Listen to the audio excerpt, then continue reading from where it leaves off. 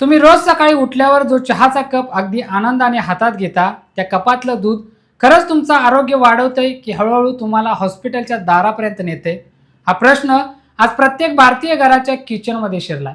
ज्या ब्रँड्सवर आपण पिढ्यानपिढ्या डोळे झाकून विश्वास ठेवला, ज्यांच्या जाहिराती पाहून आपण लहानाचे मोठे झालो, त्याच ब्रँडच्या दुधाच्या पिशवीत बॅक्टेरियाचा सुळसुळाट असल्याचा दावा एका रिपोर्टने केला आणि संपूर्ण देशात एकच खळबळ उडाली. विश्वास ठेवायचा तर कुणावर? कारण इथे लढाई फक्त दोन कंपन्यांमधली नाही आहे, तर ही लढाई तुमच्या आणि माझ्या मुलांच्या आरोग्याची आहे. नमस्कार, मी सुनील आणि तुम्ही पाहताय या बोलूया. आजचा विषय हार्ड आहे आणि थेट तुमच्या आरोग्याशी संबंधित आहे. फेब्रुवारी 2026 ची ही गोष्ट. ट्रस्टिफाय नावाच्या एका इंडिपेंडंट लॅब टेस्टिंग प्लॅटफॉर्मने यूट्यूबवर एक व्हिडिओ टाकला आणि जणू बॉम्बच फोडला.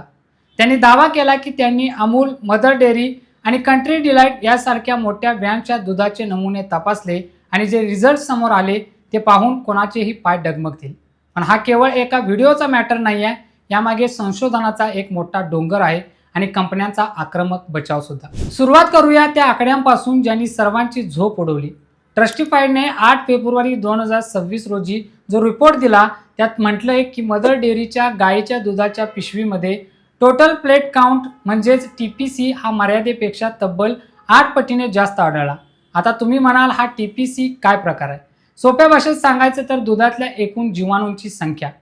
फसाईच्या नियमानुसार ही मर्यादा 30,000 CFU/ml असायला हवी, पण मदर डेअरीच्या 2,40,000 CFU/ml निघाली. विचार करा आपल्या आरोग्यासोबत काय गेम झालाय. इथेच ही गोष्ट थांबत नाही. कंट्री डिलाइट जे स्वतःला थेट फार्मवरून तुमच्या घरापर्यंत असं सांगून विकतात, त्यांच्या दुधातही हा बॅक्टेरियाचा आकडा 60,000 CFU/ml म्हणजेच मर्यादेपेक्षा दुप्पट आढळल्याचा दावा केला गेला. आता प्रश्न पडतो की इतका मोठा दावा झाल्यावर या कंपन्या शांत बसतील का? अजिबात नाही. पण त्याआधी अमूलच्या बाबतीत काय झालं ते पाहणं गरजेचं आहे. अमूल ताजा आणि अमूल गोल्ड या दोन नावावर भारतीयांचा जीव आहे. पण याच रिपोर्टनुसार अमूल ताजाच्या पिशवीत कोलिफॉर्म नावाचा बॅक्टेरिया मर्यादेपेक्षा कितीतरी जास्त होता. कोलिफॉर्म म्हणजे असा बॅक्टेरिया जो सहसा घाण पाण्यात किंवा स्वच्छतेच्या अभावामुळे दुधात येतो.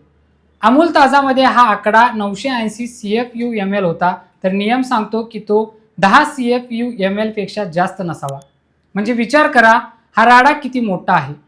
अमूल गोल्डच्या पिशवीतही हा आकडा 25 CFU/ml होता. पण इथे एक ट्विस्ट आहे. याच लॅबने जेव्हा अमूलचं टेट्रा पॅक म्हणजे ते बॉक्समधलं दूध तपासलं तेव्हा ते मात्र पूर्णपणे सेफ निघालं. म्हणजे पिशवीत प्रॉब्लेम आणि बॉक्समध्ये नाही. हे कसं शक्य आहे? याचं उत्तर दडलंय सायन्समध्ये, पण त्याकडे आपण थोड्या वेळाने जवळूया. आधी बघूया अमूलने या सगळ्या आरोपांना कसं प्रत्युत्तर दिले. अमूलने या रिपोर्ट्सला चुकीची माहिती आणि अफवा म्हटले. त्यांनी स्पष्ट सांगितले की आमची उत्पादनं 50 पेक्षा जास्त कडक क्वालिटी टेस्टमधून जातात. पण अमूल केवळ स्पष्टीकरण देऊन थांबलं नाही, त्यांनी चक्क कायदेशीर लढाई सुरू केली. नोव्हेंबर 2025 मध्ये डॉक्टर हितेश जानी नावाच्या एका व्यक्तीने, जे जामनगर आयुर्वेदिक युनिव्हर्सिटीमध्ये माजी प्राचार्य आहेत, एक व्हिडिओ व्हायरल केला होता. त्यांनी दावा केला होता अमूलच्या दुधात 22 प्रकारची रसायने आणि DDT सारखी कीटकनाशकं आहेत. इतकंच नाही तर ते दूध 7 दिवस जुनं असतं असंही ते म्हणाले. अमूलने यावर धक्का बसला असं न दाखवता थेट गुन्हा दाखल केला. अमूल फेड डेअरीचे असिस्टंट मॅनेजर आकाश पुरोहित यांनी चिकाटीने पाठपुरावा करून अहमदाबादच्या चांदखेडा पोलीस स्टेशनमध्ये FIR नोंदवली. भारतीय न्यायसंहितेच्या कलमांखाली हा तपास सुरू झालाय.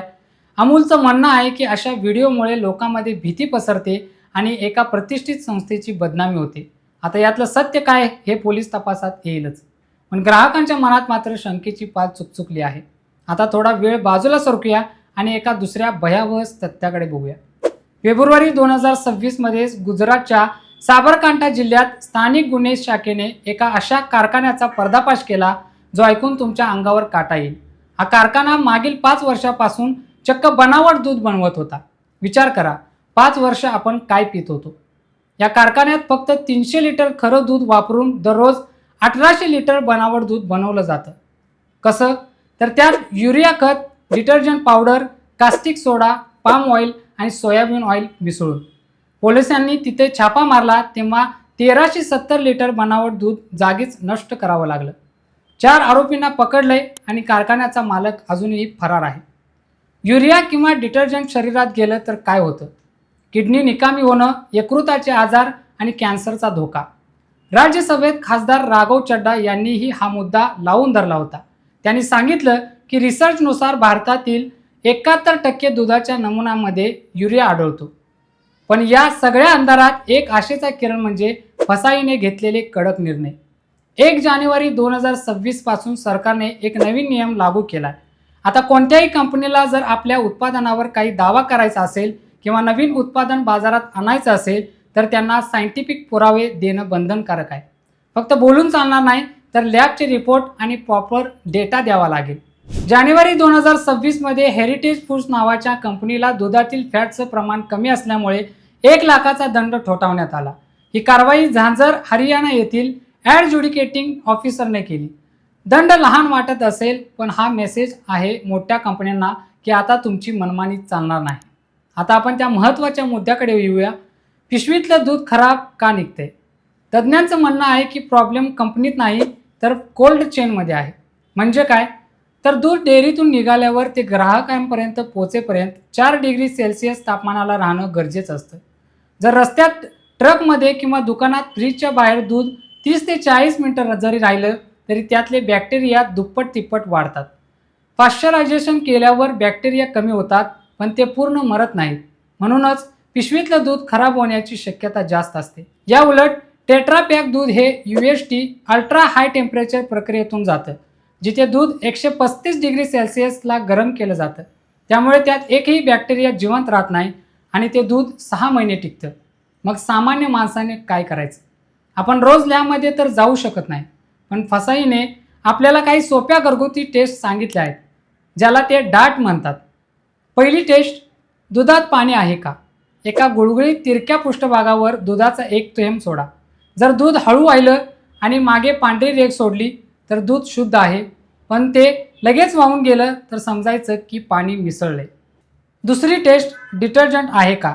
एका काचेच्या बाटलीत थोडं दूध आणि समान पाणी घ्या आणि जोरात हलवा. जर खूप दाट फेस तयार झाला आणि तो बराच वेळ तसाच राहिला तर समजायचं की त्यात डिटर्जंट आहे. तिसरी टेस्ट, स्टार्च म्हणजे पिष्टमय पदार्थ आहेत का? दुधात थोडं आयोडीन सोल्युशन टाका, जे मेडिकलमध्ये मिळतं. जर दुधाचा रंग निळा झाला तर त्यात स्टार्चची भेसळ आहे. या सोप्या चाचण्या आपण घरी करू शकता. पण सर्वात महत्त्वाचं म्हणजे पिशवीतलं दूध कधीही न उकळता पिऊ नका. उकळल्यामुळे त्यातले बरेच असे हानिकारक जीवाणू नष्ट होतात. मित्रांनो, अमूल असो वा मदर डेअरी या कंपन्या आपल्या देशाच्या अर्थव्यवस्थेचा कणा आहेत. पण जेव्हा प्रश्न विश्वासाचा येतो तेव्हा पारदर्शकता महत्त्वाची असते. अमूलने या वादात आक्रमक भूमिका घेतली असली तरी ग्राहकांना आज गरज आहे ती निर्भेळ आणि सुरक्षित दुधाची. सोशल मीडियावर काय चालते यापेक्षा सायन्स काय सांगते हे बघणं जास्त महत्त्वाचं आहे. दुधाचा हा विषय हार्ड आहे, कारण तो आपल्या घराघरात पोचलाय. बनावट दूध बनवणारे लोक मोकाट आहेत. दुसरीकडे ब्रँड्स आपली प्रतिष्ठा वाचवण्यासाठी प्रयत्न करतायत आणि मध्ये अडकला आहे तो सामान्य ग्राहक.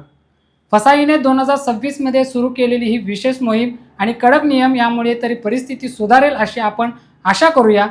तुर्तास या प्रकरणात कोणताही अंतिम निष्कर्ष काढणं घाईचं ठरेल, कारण तपास अजूनही सुरू आहे आणि कोर्टातल्या लढाया लांब चालणार आहेत. पण एक जागरूक नागरिक म्हणून आपलं काम आहे सतर्क राहणं. दूध घेताना पॅकेजिंग डेट बघा, एक्सपायरी चेक करा आणि शक्य असल्यास घरगुती चाचण्या करून खात्री करा. आजच्या व्हिडिओत इतकंच. नवीन व्हिडिओत नवीन विषयासोबत पुन्हा भेटूया. या बोलूया.